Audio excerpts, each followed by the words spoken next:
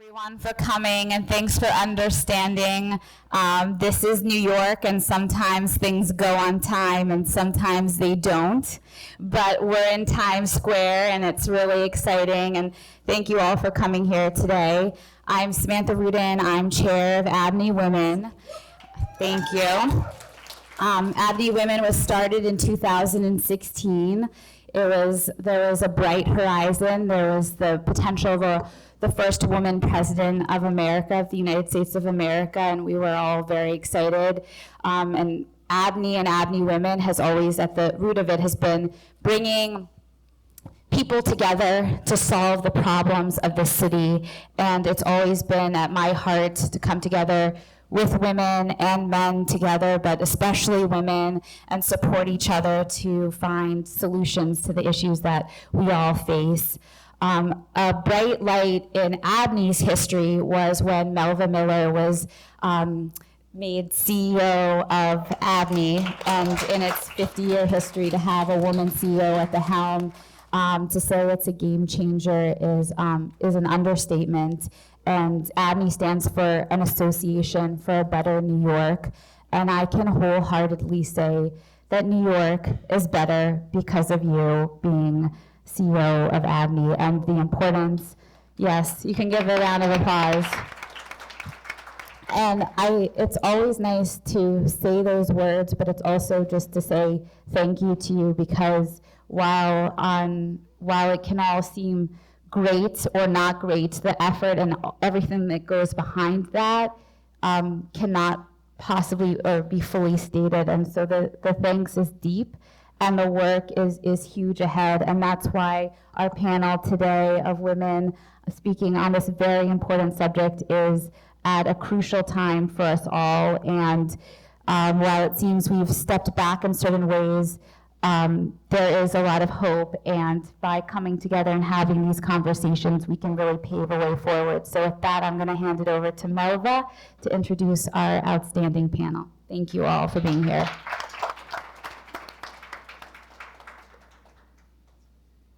Can we give Samantha another round of applause?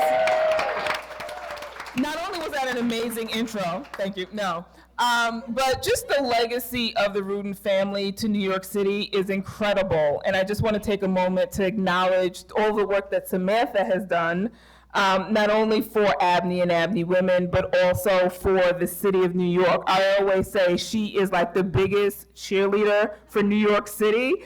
And I also want to thank her for allowing us to use this amazing space today. Can we give her a round of applause for that?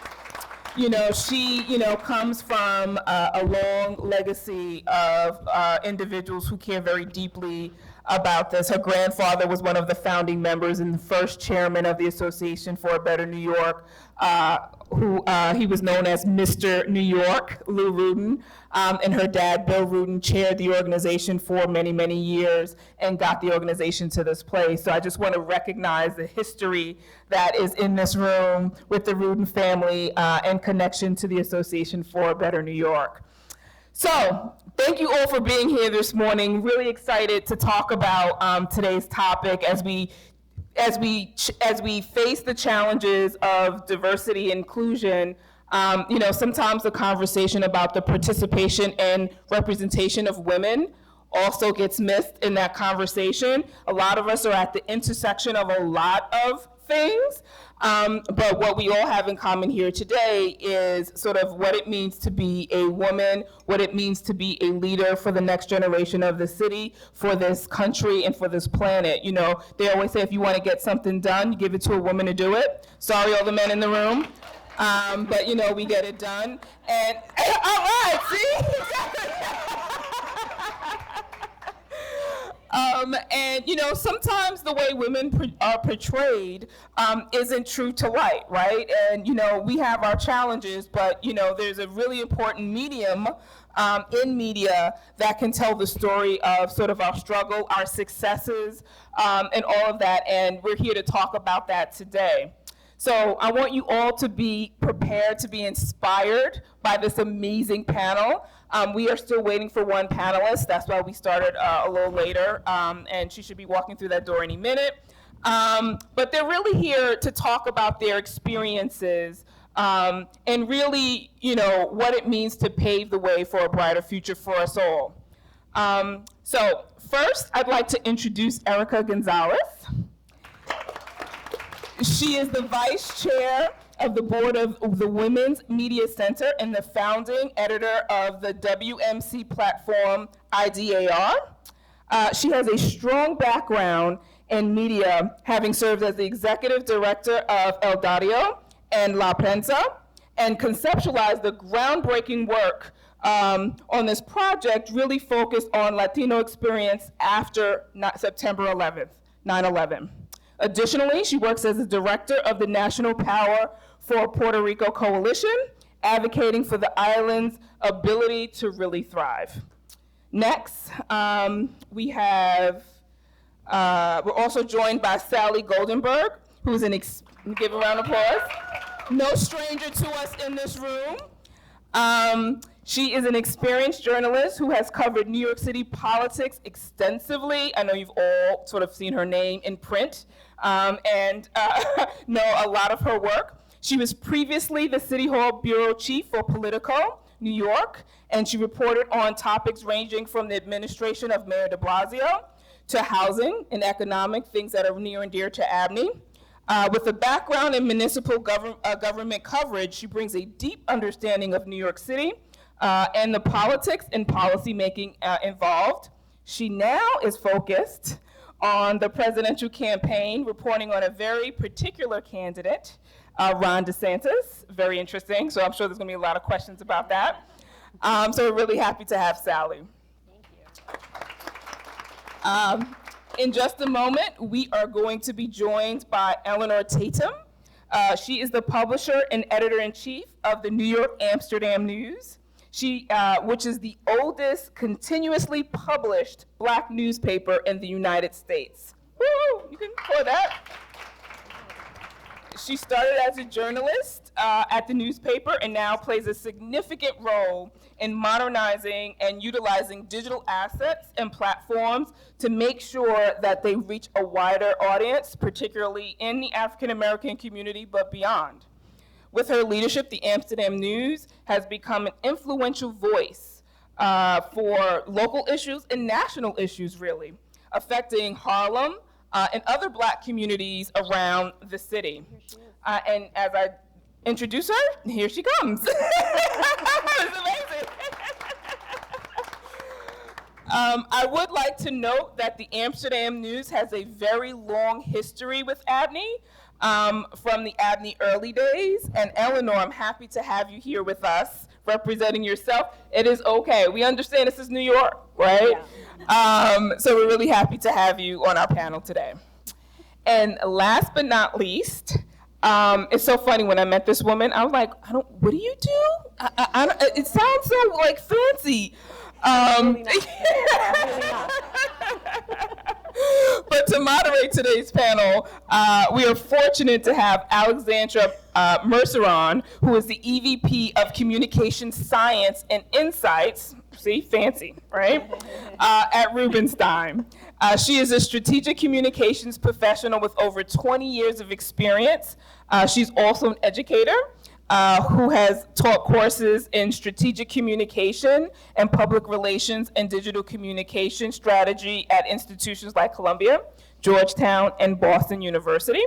So with that, ladies, take it away. Thank you. Thank you for the introduction, my goodness. And thank you to our panelists. We'll let Eleanor have a seat. And thank you to all of you for being here this morning, hanging in there with us. I'm super excited to be moderating this panel because we have three people that represent really important perspectives, right? Someone who is actively telling stories, someone who is helping create the pipeline to newsrooms and to communicate, and someone who is in the newsrooms directing what's happening, right? So you all bring complementary perspectives that I think are necessary to really understand the issues. So I want to start with something optimistic.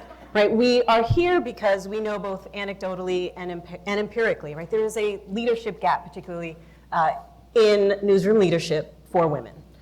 There are studies that have shown that about 22% of top editor positions are held by women, but we know that many more of that are out there reporting actively, right? So, and assuming that this has gotten better over time, talk to us a little bit about your sort of path into journalism despite that lack of representation. Eleanor, I'll start with you because in many ways it was the family business. Well, it was completely the family business.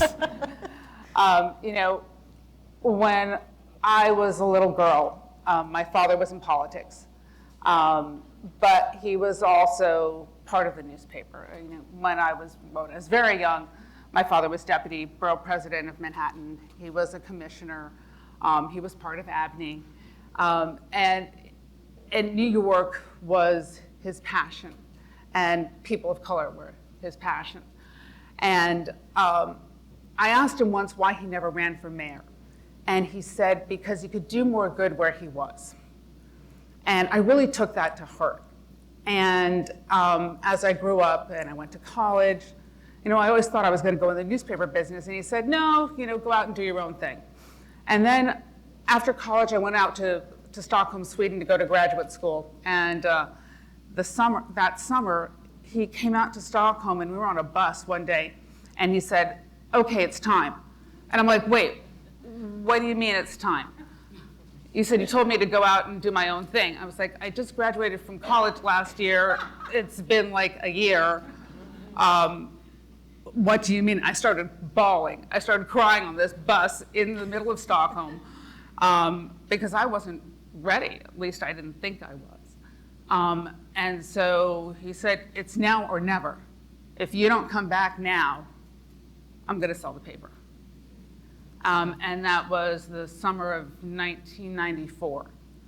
I came back and started working at the paper the day after Labor Day of 1994.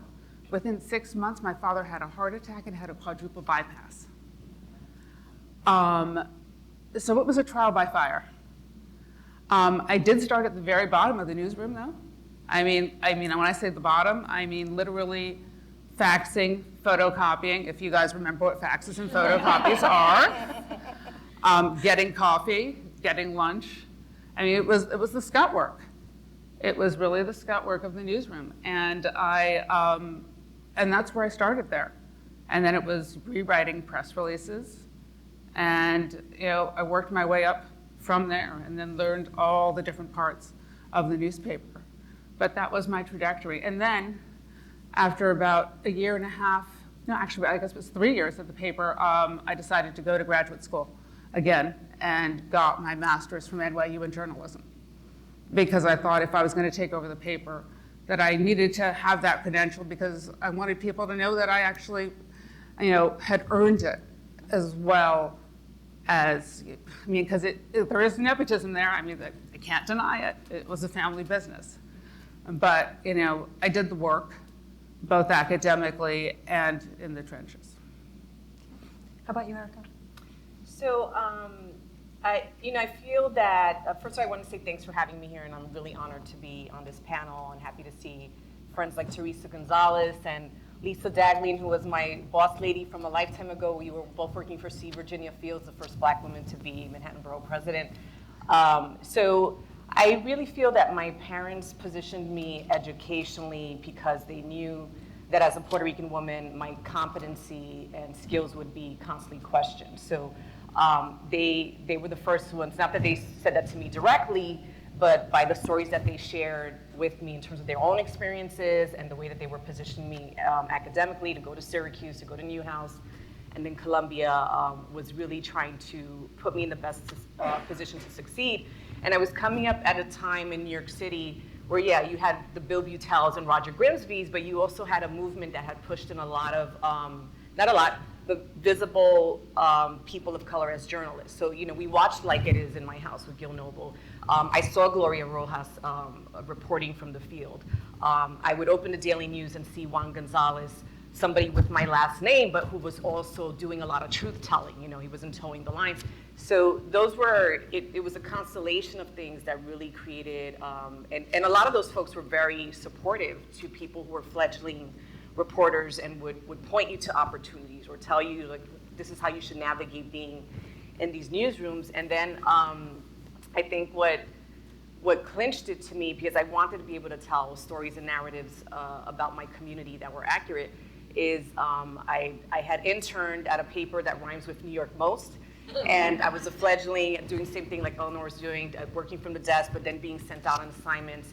And then one time I get a call at the desk, and it was from a black man who had said that the N-word had been scrawled on his car. So I'm thinking, okay, and that the police were not responsive, the detective or officer was not responsive. So I'm thinking like 5-alarm fire, you know? So I go to the desk and talk to them, and basically the response I got was basically like, and. So I was stunned, but I was more pissed. So unauthorized and without an assignment, I called the precinct and I started, you know, just kind of grilling the detective. And I could hear me, like being whatever, 23 at the time, I could hear him so nervous on the opposite side of the phone. And then later I get a call from the man who had originally called the paper and said, oh, thank you so much. He got back to me, whatever. And I was just, that's when I realized the power of the pen. Just kind of like, and I said, I want to keep doing more of this. How about you, Sally? So I got my start in New Jersey, actually. I went to Rutgers, the state university, and we had a daily paper there, or 5-day-a-week paper. And I had always wanted to be a reporter, so I joined the paper and was covering, like, you know, just the daily news of Rutgers. And I got an assignment covering the local town. Rutgers was kind of like it's a big sprawling, like not even like a campus, so it's part of the city. And so the New Brunswick in New Jersey, and so the daily newspaper at the college wanted to cover like the city council, the mayor's race, just because Rutgers was such an integral part of that city. And so I started doing that, and I really developed like a passion for covering local news. I covered, you know, a number of elections. I covered the destruction of a public housing complex with a wrecking ball, and it was just very like interesting to me. I was, you know, I had always wanted to cover news, but I got really interested in local politics and kind of how decisions are made that are affecting cities. And with that, you know, kind of similar to what Eleanor said, I started, you know, very much at the bottom at like a weekly newspaper covering a police blotter, which I don't think exists anymore, but literally have to go to the police station and like see what happened overnight and, you know, write it down and at a paper that had a circulation of like 1,000 that no one's ever heard of. But it was really interesting, and it was actually a great experience that I think like is lost now, you know, because the stakes are low when you're at a really small place and you can do a lot because you're sort of free, you know, you don't have the constraints of a big news organization and all the different things that come with that. And from there, I kind of worked my way up through local news in New Jersey. And then I came to New York. I started out at the Staten Island Advance covering street crime and following a police scanner. And then I did some development work. And then I got to City Hall. And I covered City Hall for the Staten Island Advance, for the New York Most. I like that. I like that. I'm going to use that. And then for Politico. And I covered Bloomberg, de Blasio, and Eric Adams. I covered development, real estate, housing issues. And yeah, just this year I switched after, I think someone just asked me, I think it was 16 years in City Hall. I just switched to the national beat for Politico. So it was a long trajectory to get to where I am. But that's a good point, because that's what you all share in common, right? You all have a deep connection to the mission of the work, this theme of really working your way up from the bottom to the top, and time. So different vantage points, but I would love to hear your thoughts on why the inequity, particularly for women in leadership roles in media, has persisted. We'll start with you, Erica. Why it has persisted. I think the honest question we have to ask is whether some of these platforms are genuinely interested in seeing women and women of color specifically in leadership decision-making positions. And I think a lot of these, especially in corporate media, with some exceptions, they're not wired for transformation. So, you know, I see something like particular network that has brought in, for example, Black women, but then cycles them out. So, I think about like Melissa Harris Perry, and I think about Tiffany Cross, and then, so it concerns me because I think sometimes the practice has become, let's bring in the star Latina or the star woman of color, but then after a year or two, why is this person all of a sudden being shown the door? And it brings to the table the question of like, what is the atmosphere like for women, and why are they not staying? So I think the barrier, I think the inequity persists. I mean, we've been talking about this issue since the Kerner Commission, and that was like before I was born.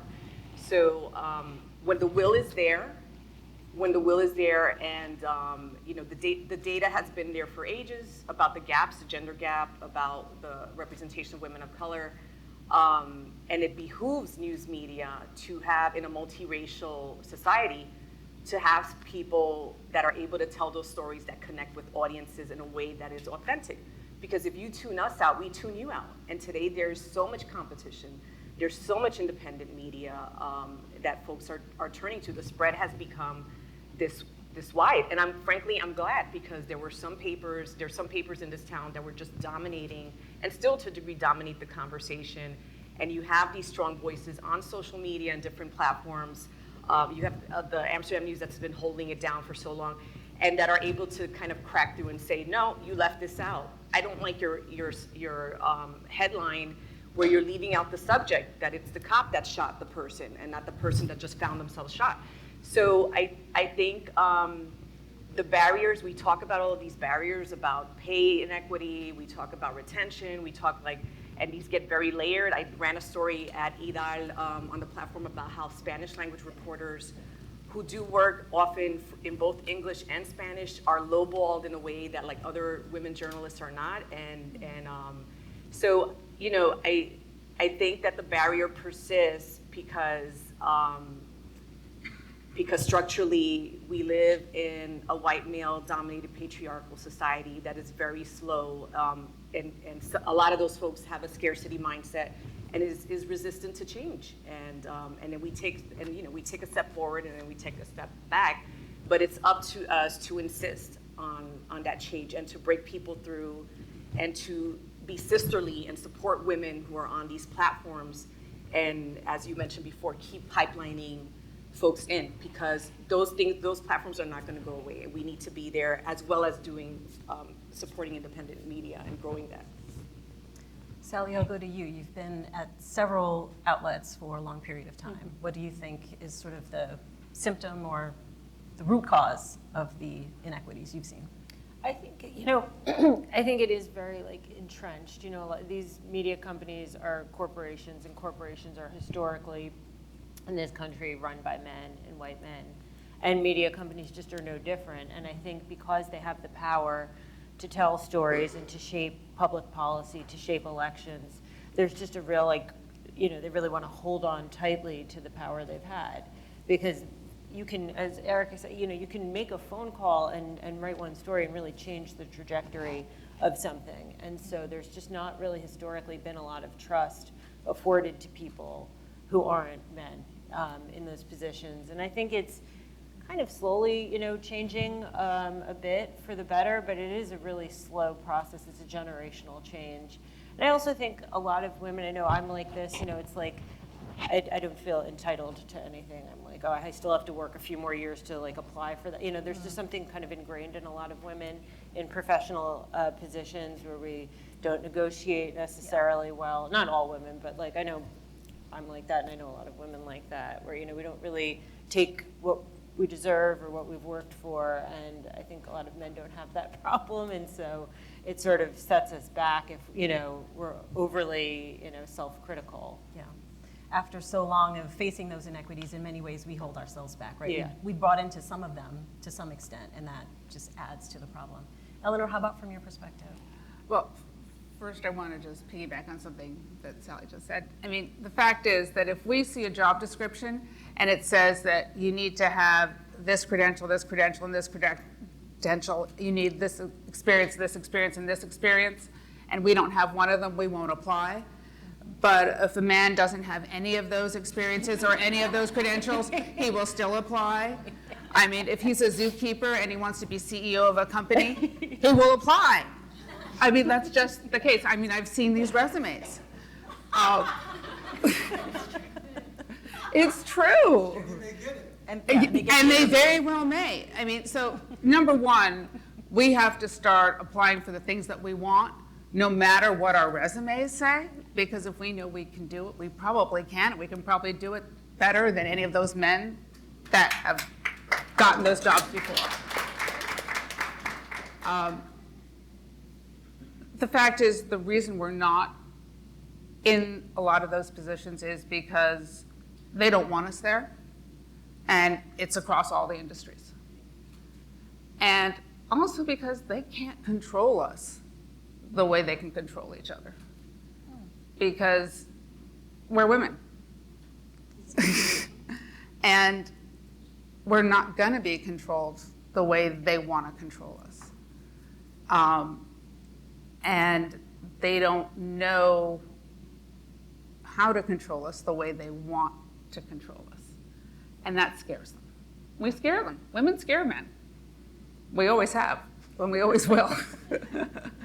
But I think, in Black media, it's also a little different. If you look at Black media landscape, women own a lot of the Black newspapers. There are a lot of Black female editors, Black female publishers across all of the Black media.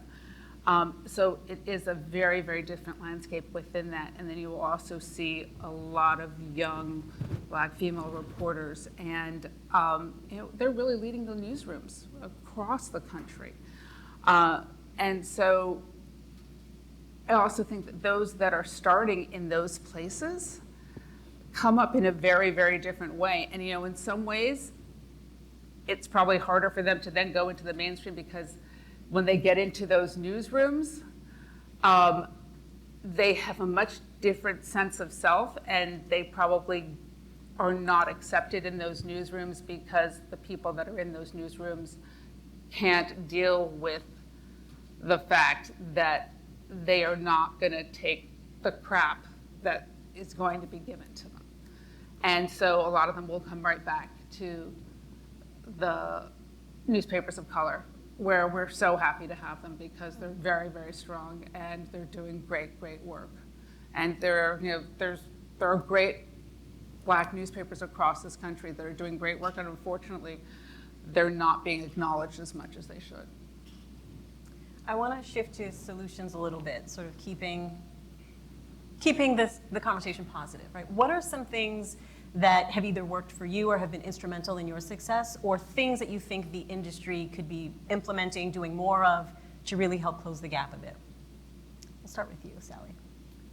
So I think there's a few things I've done that I think ultimately, were helpful, and I should have done them sooner. And one was sort of, rather than viewing jobs that I want or opportunities that I want in the context in which they're presented to me, I sort of designed, when I became the bureau chief at Politico, that position didn't exist. And I was like, this really is something we need. I have a skill set and experience that matches it. And I kind of had to persuade the bosses to create the job. I mean, I was there anyway. But I think it's important for women to, and all people, but we're talking about women here in particular, because there are fewer opportunities to kind of not just look at what's presented to you as the totality of the options available to you, and to kind of design and pitch yourself based on your own skill set and based on your own experience and your passion. And it took me a very long time to do that, but that was actually a successful thing when I finally did it.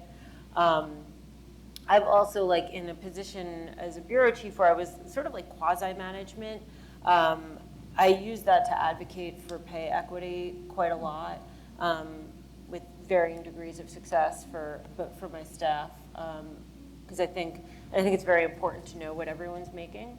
It's not always readily available information, but when you find it out and you see pay gaps that are that persist with gender and with race, I definitely pushed really hard, and I think that's kind of, I think that's at the core of like justice for women and particularly women of color in newsrooms. Yeah, the transparency puts a little bit of pressure Yeah. on people to do the right thing. Absolutely. Eleanor, how about you? Things that could potentially help close the gap. Well, I think, when we're hiring, we have to make sure that the pools are open and that we're looking at as many people as possible, and that we are recruiting in as many places as possible. And that when we were looking at these resumes, we're looking past the qualifications and making the qualifications as broad as possible, because of the fact that somebody is not necessarily, especially women, are not necessarily going to apply if they don't feel that they fit the qualifications exactly, which I really think is problematic, even though they may be able to completely do the job. And they may not even realize that they actually have that qualification, but just in a slightly different way. And there are wonderful programs out there that have phenomenal journalists in them, and we have to be looking at these things, like, going to recruiting fairs for HBCUs and things like that. I mean, it's a great way to find phenomenal young people and young women, and the single-sex colleges as well. And internships are just so important, and then the mentorship that goes along with that. And when a young person calls you, give them that time. And it doesn't have to be all the time, but take coffee with them, give them that time. I remember a few years ago, someone called me and said, "Do you have time for coffee?" And I said, "Sure." And sat down and we had coffee one day, and she said, "Thank you so much." I'm like, "Well, anyone would have done this." She said, "No, they wouldn't." And it kind of stunned me, because it was something that I try to do as much as possible. And the fact that other people didn't kind of really hurt, because I would want other people to do the same thing for other young women. And if you just reach out and just give your number and say, "Hey, what can I do to help? This is who I can connect you to." That sisterhood is really important. And if we don't give each other a hand, there are not a lot of other people that will. For sure. I always say mentorship takes many forms, and sometimes it is just coffee, right? It's just giving someone a little bit of encouragement or making an introduction can have a huge difference. Erica, how about you? The space that I've tried to be very intentional is on the opinion pages, which are an uphill battle often for women to get published in, or a lot of times it's the same set of folks that get invited. I think that has shifted in some places. But I was, as the opinion page editor, first edited the audio before I became executive editor.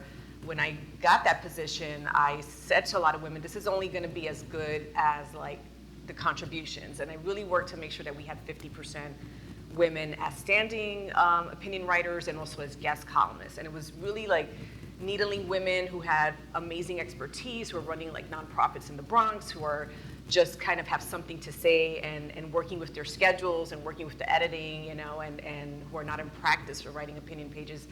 And I really worked on that, because I'd get all of these unsolicited midnight musings from men, and I'm like, what kind of schedule do you have that you can send me a 1,000-word piece, and then meanwhile, so-and-so who actually has this decades of expertise is not able to share her insight with our audience. So, and I, with the platform that I have at the Women's Media Center, I really comb out on social media and to fledgling reporters at different places, and just invite, would you be interested in writing about A, B, and C? Or I saw that you posted a really strong thread on whatever topic, would you be willing to write? And sometimes I'll get, my schedule, I've never done this before. I'm like, don't worry, we'll work through it. So that's, I have some big names that have written for folks that have been around for a long time that have written for our channel, but what I really enjoy is the process of partnering with a woman who has not been published or has not been published frequently, and also helping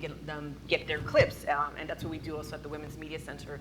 The reason why we have those content channels, it's because it's so hard for women who want to position themselves as experts to land an opinion published at platforms that are looked at. So that helps them get the credit. We not only leave it at there, but then we circulate it in a newsletter, we promote it, amplify it on social media, and that's one of the ways we try to fill the gap. And then the other thing I do individually is I support, with small contributions, women of color who are going out on their own and creating platforms. And one that comes to mind is a Puerto Rican journalist by the name of Bianca Gralao, who was working in corporate media and just didn't like all of the restrictions and having to argue for context and accuracy and all those things that should be standards. And she created her own media platform, and because she does such A1 journalism, she gets people like me that contribute, and then foundations, and then to the point that Bad Bunny casted one of her reports about colonial displacement in Puerto Rico in one of his videos, and he gets billions of views globally. I mean, like, some news media can only dream of getting the fraction of hits. So, like, not only was she able, which is very inspiring, to do this A1 journalism about a community that is invisibilized and create this platform, but they're upending the model by partnering with this amazing, globally known celebrity who literally put her report, planted it in a video, and they were able to disseminate it. So I love that kind of like, we're not going to wait for you, or when you think that it's a good time to report in our community, we're just going to do our own thing. I mean, that's the perfect segue to what I want to talk about next, which is the extension of the lack of women making decisions behind the news, right, has resulted in lack of representation in the news. Right? Women are in about 25% of news coverage. We're less likely to be interviewed. We're less likely to be quoted as expert sources. So thinking of that, what are some other ways that in the storytelling, right, we can ensure that reporting is more reflective of not only women's voices, but their experiences and perspectives? And I'll start with you, Sally, and then Eleanor. I think that's a really good question, because you get into the habit as a reporter of, you kind of call the same people, you know them, you're comfortable with them, they've been good sources. And it's important, I think, as power struggles continue and as power shifts, to really update that constantly. And when I was covering New York, I was always trying, I would try to set a goal, every month, just find 3 to 5 new people that I don't talk to, whether they're politicians. I covered politics with a lot of politicians, staffers, political consultants, but people who just don't get in the coverage, don't get the phone calls as much. And sometimes it's actually hard to find, because people the same people put themselves out there a lot. Social media was very helpful with that. I would watch Errol Lewis, religiously, and he has great guests on. I'd be like, oh, that person has a great perspective. I'm gonna call her, and so I think it's really important to be purposeful about that, and about who you're letting into the stories, not just who you're quoting, but who you're listening to and whose perspective you're hearing. Because when you don't, not only you're doing a disservice to your readers, but you don't really know what you're covering. If you listen to the same 8 to 10 people, you kind of miss what's happening in New York. And then when you cover a public event like an election, you have no idea what's going on. And you see that a lot with elections locally and nationally, where the press just doesn't really quote unquote get it, because they're not talking to people who are representative of the entire electorate or the entire populace. So I think that's a very important thing to just kind of constantly update and diversify and expand who you talk to. For sure. I mean, Eleanor, in many ways, that's the mission of the Amsterdam News in terms of bringing in the Black voice. How are you working to make sure that women's voices are also layered in there in that intersection? Oh, for us, it's kind of a funny question, because so many of the organizations that we do cover and the ones that we go to are led by women. And so I don't necessarily find it that much of a problem for us, because so many of the voices that we do include are women. But I can see where it is a problem for a lot of other people. And there are times when we do find it hard, and we do actively, when we're in our story meetings, we do actively say when we're kind of workshopping someone's story, we'll say, okay, you do need to find a woman we need a perspective of X, Y, and Z for this. And then people will start throwing out names. So like the whole staff will be on, they'll be like, okay, why don't you go to this person or why don't you go to that person? And so we'll work together to find those people. Or why don't you ask this person who they know? And so we will ask other people within the community who else we can go to. I know we're coming close to time, and I want to hold a little time for questions from the audience, so prepare yourselves if you have questions. I did want to hear a little bit more about IDAR. Erica, can you tell us a little bit more about the work, that particular project, but also the broader work that the Women's Media Center is doing? Sure. So IDAL is named after a journalist by the name of Jovita IDAL. PBS American Masters is a really lovely story on her. And she was basically in 1919 out of Texas. She was a Tejana, challenging the Texas Rangers, their lynching of Mexican Americans and also across in Mexico. And just writing about a lot of the travesties that were going on in the white racial attacks that were happening in the Southwest. She was really a fascinating woman, was supportive of the Mexican Revolution, promoted women's rights. And there's an episode where the Texas Rangers showed up because she was criticizing Woodrow Wilson's policy, and the Texas Rangers showed up to basically come in and take over the paper where she was working at, and she cited freedom of the press out of the Constitution, like verbatim, whatever that section is, and her petite self stood in the door and barred them from coming in. They came the next day and destroyed the printing press, etc. So she's this really badass, amazing woman that we named the channel for. But basically provide a platform for analysis by Latinas, stories by Latinas that you're not necessarily seeing out there. So for example, we wrote a profile piece on the two Latinas who were a part of the prosecutorial team in the Derek Chauvin case. I was like shocked that even in Latino media that hadn't happened, and they had amazing stories in terms of their own trajectories, et cetera, and the expertise that they brought to successfully prosecuting that case. And then that made the rounds, and then I think like 4 months later I saw the same story in the Washington Post, so like we set conversation as well. We had a counter narrative around the West Side Story reboot of multi-generation Puerto Rican women, Latinas, that were talking about everything that no one else was talking about. So we do that, but at the Women's Media Center, which was founded to increase the visibility specifically of progressive women, we have a database called SheSource. So no producer or op-ed page editor has the excuse, I can't find a woman who can speak on military assault or whatever it is, or national security or what have you, because that database is chock full if you do a search on women who have expertise. And those women come up through a program we have called Progressive Women's Voices, which I went through. So when I was representing El Diario on New York One and CNN, I was terrified. I was like, what if I get asked a question? And I grew up with the McLaughlin report with this guy just like firing stuff and shutting down women. So they create a nurturing environment for you to hone your skills, whether you want to be on an op-ed page or learn how to debate on TV, et cetera.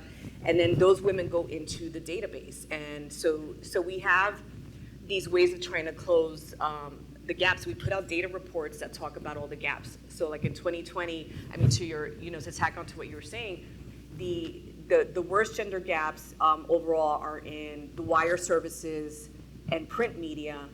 And that the wire services part really bothers me because so many outlets pick up their, just kind of recycle what the AP and Reuters and et cetera are putting out.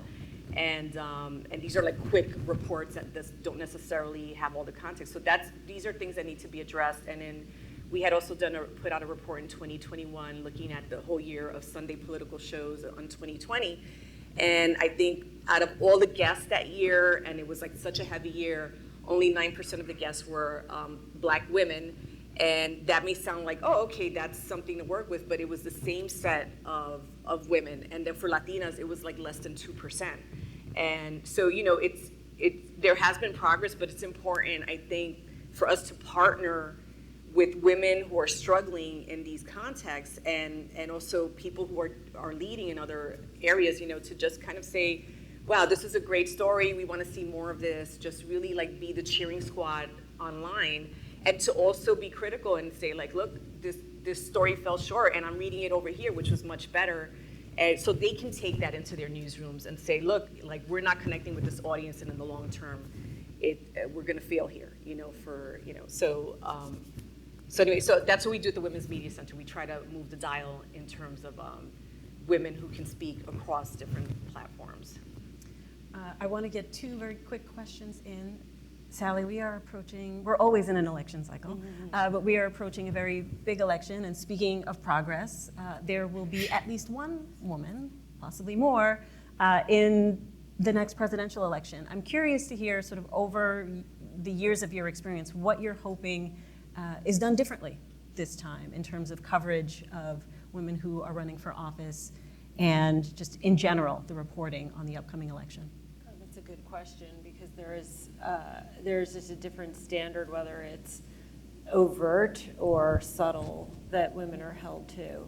I think like the kind of the stereotype or the quick example people always give is that like women's appearance and how they're dressed gets discussed. But I think it's deeper than that. It's certain words we choose. It's certain, just descriptions that media uses to describe women that is just unequal and further stereotypes. And so, it's an interesting question, because the woman in there, I assume you mean Nikki Haley, she's not a front runner, so it's like she's not going to get treated the same way in the press as the front runners, because that's just, we look at, for better or worse, and we look at like how much money people have raised, how they're polling, and that's sort of how we assess like who are the front runners. Of course, that can change on a dime. But yeah, I would say like I hope that we all in the press kind of cover, and there are other, like Marianne Williamson is running on the other side, and she's not going to get the coverage Joe Biden's going to get for all those reasons, money, polling. But I hope that we kind of like treat them equally, I guess. Like I don't know if I have like a more thoughtful answer than that, but like not look at them as like tokens, or like, oh, we have this Indian woman running as a Republican, how odd, or like let's just focus on that and like listen to what she has to say, and not presuppose anything. Like she gave a speech on abortion, and there was a lot of coverage kind of assuming a position she might have on abortion, or assuming what she would, because she's a woman, and she didn't really say anything, but she didn't say what anyone expected her to say. It was a little bit of a meandering speech, but that's sort of a separate issue. Yeah, it's a separate challenge that the Republicans have in talking about abortion at the moment. But, I think like kind of dispensing of these stereotypes that we have, and like, also like kind of holding yourself accountable when you're a reporter is really important. People don't want to do that, and I think like acknowledging inherent bias and like checking yourself is super important. Yeah. So hopefully people do that when they cover her, when they cover any women in any political position. Because to the point you're both making, the information is there. We know. Yeah. We know what the issues are. People going to be present to address them. Eleanor, I will give you our last word.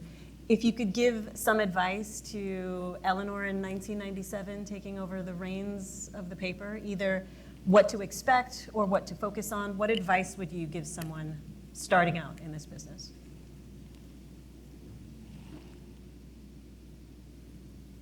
Gosh. Expect the unexpected.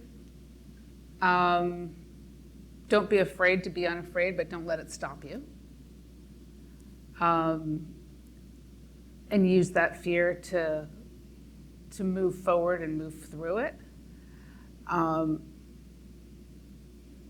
Try to use your sisters, and I mean global sisters, to help you move through it, and get that council of women around you, those women that you can count on, that you can go to, that will have your back, that can help talk you through those things that you don't quite understand yet, that have experience, that can help you navigate it, and just keep on persevering. And you've got this. Perfect note to end on. Thank you, panelists. Round of applause for the panelists. And then do we have time for one or two questions? Yes, sir. Hi, my name is Roland Nicholson, and I work in and out of government. Microphone. Yeah. Hi, my name is Roland Nicholson. I've worked in and out of government over the past 2 or 3 decades.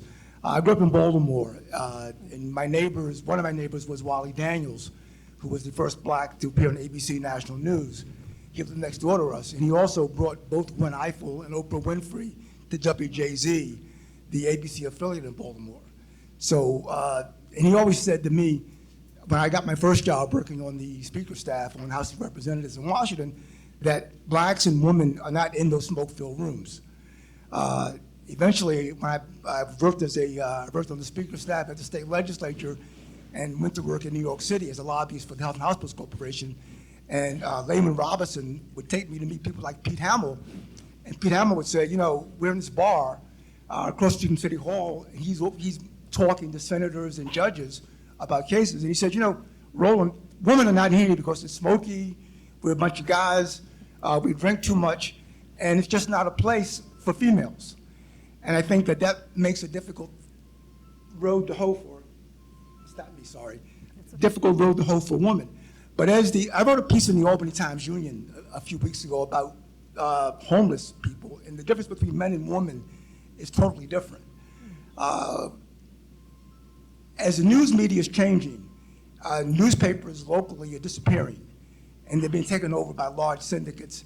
And I just wondered, what do you think that's going to happen? I mean, the Baltimore Sun, which is my paper growing up, circulation is down, newsrooms are shrinking, and as this is happening, and we approach a crucial election, the whole landscape of media is changing, and how do you see the role of women in that changing landscape? Thank you. I'll give that to Eleanor. How do you think the sort of contraction of local news is going to impact the gender diversity issues we're talking about? Well, I mean, I think it's going to have a huge impact on it, but, you know, local media is still so important. And there are so many organizations that are really working on strengthening local media right now.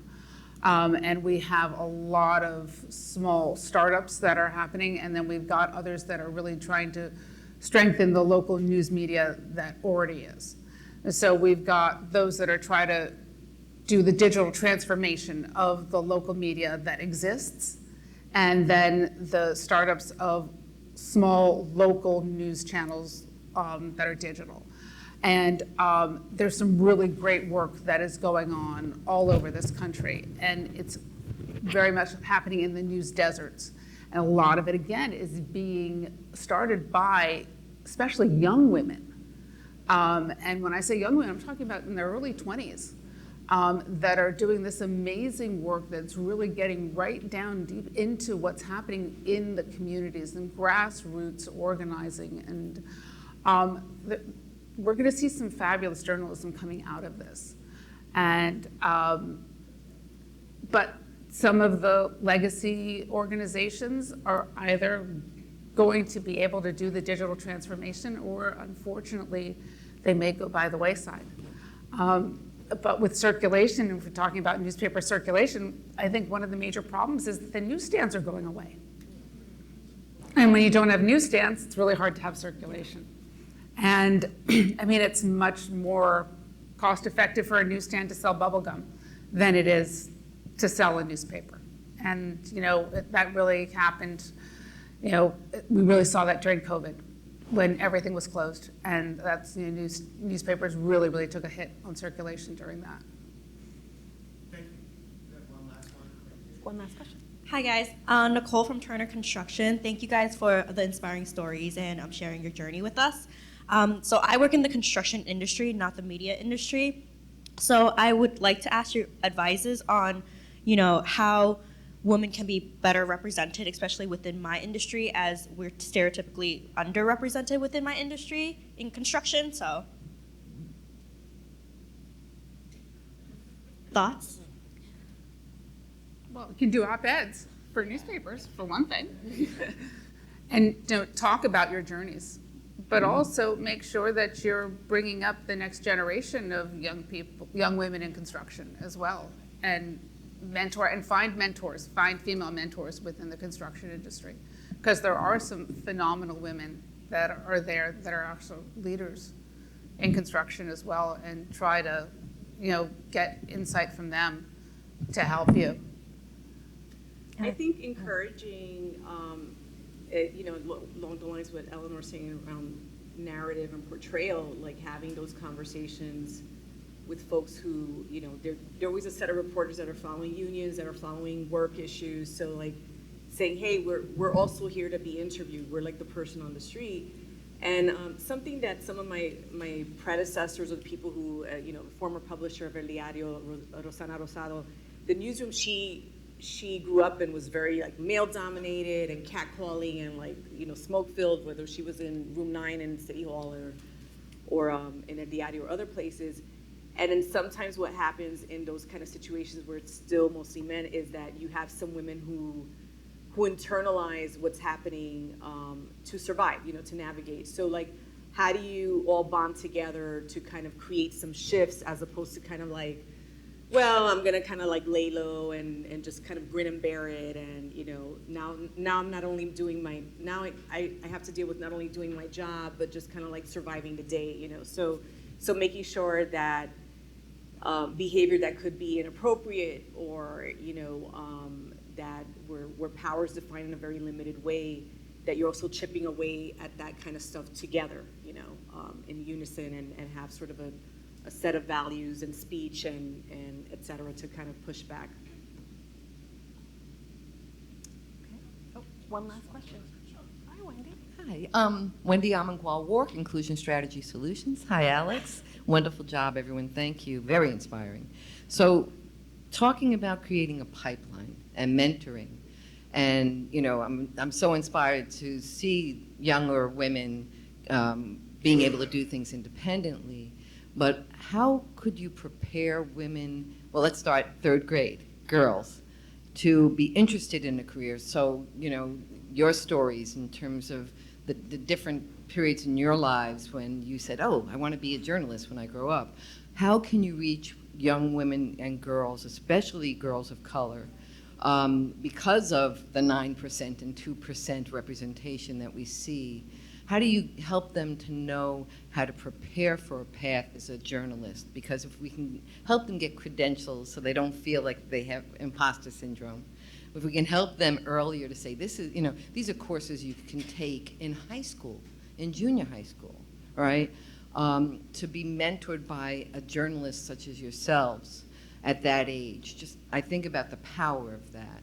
Are any of you aware of any programs at the Women's Media Center? Yeah, well, perhaps, I'm on the board for City Limits magazine, and there's a lot of training and internship opportunities for young people, they do group reporting together, and then also, I forget the exact name, there is a high school collaborative that Katina Perron, if you find her on Twitter, she's constantly putting out, helping young people with, at the high school level train, and constantly giving them guidance on how to be effective and strong reporters. And I think, there was something I happened to hear, I don't know if it was on Democracy Now!, that they had done a survey some years ago on women who were in STEM, and like 65% of them cited seeing Agent Scully in X-Files as like why they went into like, so it's important for, I'm not sure, like, I'm like, where is the Ida B. Wells and Jovita Hidal, where are those kind of like biopics and series, about these amazing investigative journalists and how they shifted the conversation, So I think to be able to see the power of it would be really inspiring and get a lot of young people who are very visual, who are on TikTok, and who need to see it visually. Right, and that's, sorry, but I think Maria Hinojosa's memoir, Yes, Yeah. it's excellent. It's yeah. phenomenal. But also just if there are school newspapers, getting involved in the school newspaper, whether it's, or school newsletter, and always writing for that, and school yearbooks, literary magazines, any opportunity that they have at all within their schools to write. And if their school doesn't have it, if they're interested in it, try to create it, figure out if there's a way, find out if there are any parents that are in the news media within their schools and see if they can help to create one. That representation is critical. Yeah, absolutely. And I think part of the answer was in your question. It starts earlier. I think we think of late high school and college. It's so much earlier to have that exposure that's how you sort of get people excited about the field. You know, when we were talking earlier, I was reminded that when I think I was in the 3rd grade, my friend Maggie and I started a newspaper called the Stew Fork Times. And I actually found an issue of it not too long ago. And it was just some photocopied pieces of paper, handwritten, but you know. In 3rd grade. In 3rd grade, yeah. Well, with that, thank you to our panelists. Thank you to all of you. I will turn it over to Melba to close us out. That was amazing. Could we give another round of applause for this amazing panel with 3 very interesting perspectives, and I love the diversity of experience on the panel. And another round of applause for our amazing moderator, Alexandria Mercer. Thank you. I also just want to acknowledge the ABNY Women Steering Committee members here. If you could just stand, Regina, Tavanya. Thank you for helping us sort of make this program and this network what it is and all the work you put in. And of course, our amazing Samantha. So we have tons of food. So I hope you have big bags because we want you to take food with you. We have more than what you see. So please stay, enjoy the food, enjoy the networking, and thank you for coming. And we hope to see you at our summer social, which is always the highlight of the ABNY Women Network this summer. So stay tuned for the invitation, and thank you for participating today. Thanks, everybody. Thank you, Melba. I know we're all wrapping up and we're running late. I did have just something I wanted to say just really quickly. And this panel, you have been so inspiring. And I just wanted to leave everyone with the note of, and maybe it's stating the obvious or maybe it's not, but let's stop apologizing. So please, when you leave this room, stop apologizing for who we are, our full power. And I invite everyone to open our eyes to our true selves. And thank you to this panel for inspiring that today.